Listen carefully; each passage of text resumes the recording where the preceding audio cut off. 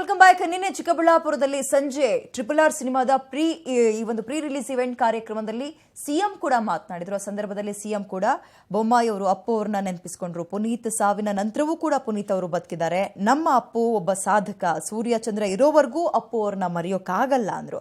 ಇನ್ನು ಶೀಘ್ರದಲ್ಲಿ ಕರ್ನಾಟಕ ರತ್ನವನ್ನ ಕೂಡ ಕೊಡೋದಾಗಿ ಅಪ್ಪು ಬಗ್ಗೆ ಮಾತನಾಡಿ ಘೋಷಣೆ ಕೂಡ ಮಾಡಿದ್ರು. ನಾನು ಹೆಂಗೆ ಮರೆಯಕ್ಕೆ ಸಾಧ್ಯ? ನನ್ನ ಅಪ್ಪನ ಹೆಂಗೆ ನಾನು ಮರೆಯಕ್ಕೆ ಸಾಧ್ಯ? ನಾನು ಇವತ್ತು ಸುರ್ಪುರಿಗೆ ಹೋಗಿದ್ದೆ, ಯಾದಗಿರಲ್ಲಿ, ಸುರ್ಪುರಲ್ಲಿ.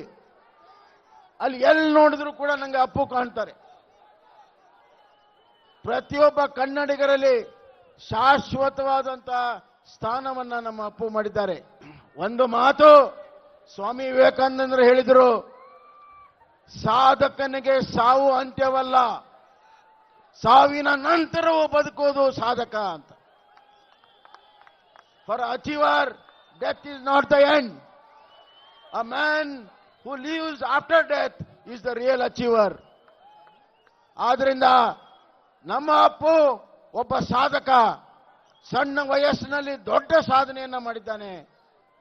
ಅವರ ಹೆಸರು ಸೂರ್ಯಚಂದ್ರ ಇರೋವರೆಗೂ ಅಪ್ಪು ಎಲ್ಲರ ಹೃದಯದಲ್ಲಿ ಶಾಶ್ವತವಾಗಿ ಇರ್ತಾರೆ ಅನ್ನುವಂತ ಮಾತನ್ನು ಹೇಳಕ್ಕೆ ಇಚ್ಛೆ ಪಡ್ತೀನಿ.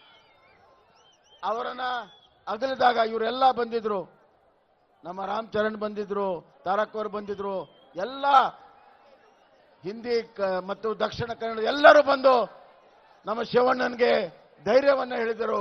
ಅವರೆಲ್ಲರಿಗೂ ಕೂಡ ನಾನು ಧನ್ಯವಾದಗಳನ್ನು ಹೇಳ್ತೇನೆ.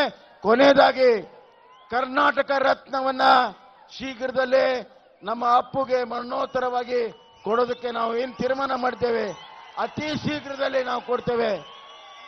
ಆ ಕಾರ್ಯಕ್ರಮವೂ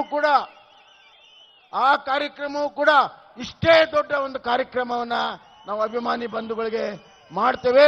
ಅಪ್ಪು ಅವನ ಸಾಧನೆಗೆ ತಕ್ಕಾಗೆ ಗೌರವ ಬರೋ ರೀತಿಯಲ್ಲಿ ಕರ್ನಾಟಕ ರತ್ನವನ್ನ ನಮ್ಮ ಸರ್ಕಾರ ಕೊಡ್ತದೆ.